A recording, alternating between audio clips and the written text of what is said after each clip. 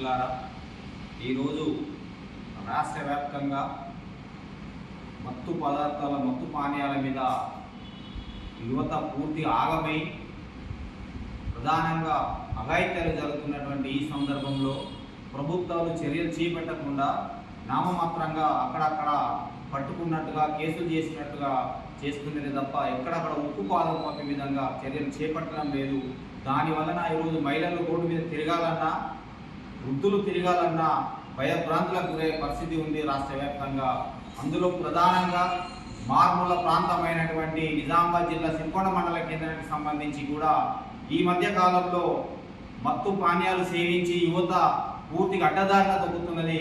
ఆ యువతకు అవగాహన కల్పించకపోగా ఈరోజు కేవలం నామాత్రంగా కేసులు చేసి జైల్లో దోస్తున్నామని చెప్పేసి ప్రభుత్వాలు చెప్పుకోవడం ఇది సిగ్గుచేటుగా మేము భావిస్తూ ఉన్నాం.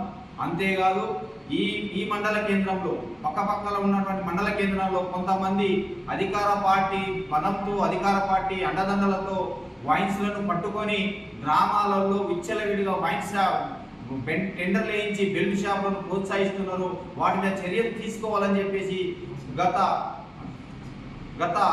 6 నెలల క్రితం నుంచి మేము కోరుతూనే ఉన్నాం.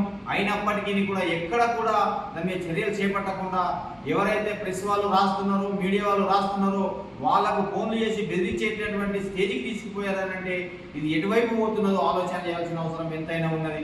అంతేకాదు గ్రామాలలో స్వయాన వైన్స్ ఓనర్లే టెండర్లు వేయించి మరి టెండర్లు ఈరోజు ఒక్కొక్క బీర్ మీద, ఒక కోటర్ మీద 10 నుంచి 20 రూపాయలు దండుకునే విధంగా ప్రోత్సహిస్తూ ఉన్నారు. యువత కూడా దానికి మత్తు పానీయాలకు బానిసలే ఈరోజు ఇల్లులను ఆగం చేసుకొని, సంసారాలను నాశనం చేసుకుని ఆరోగ్యాల పాలై చనిపోతూ ఉన్నారు. వీటి మీద తక్షణమే సంబంధిత అధికారులు చర్యలు చేపట్టి బెల్ట్ షాపులను అరికట్టాల.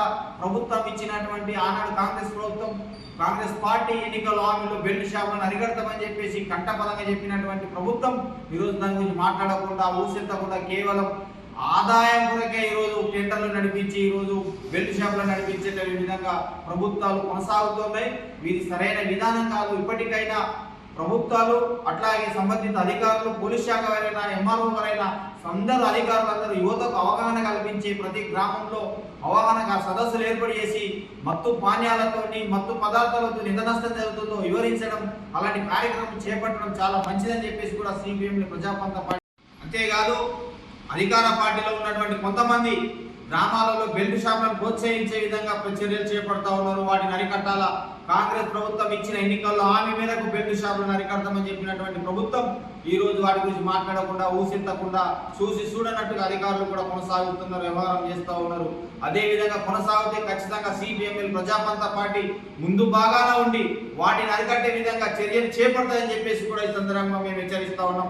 యువతను తక్షణమే అవగాహన కల్పించే విధంగా అన్ని గ్రామాలలో సదస్సులు ఏర్పాటు చేసి యువతకు, ఆ కుటుంబాలను ఆదుకునే విధంగా చర్యలు చేపట్టాలని చెప్పేసి కూడా మేము హెచ్చరిస్తూ గుర్తు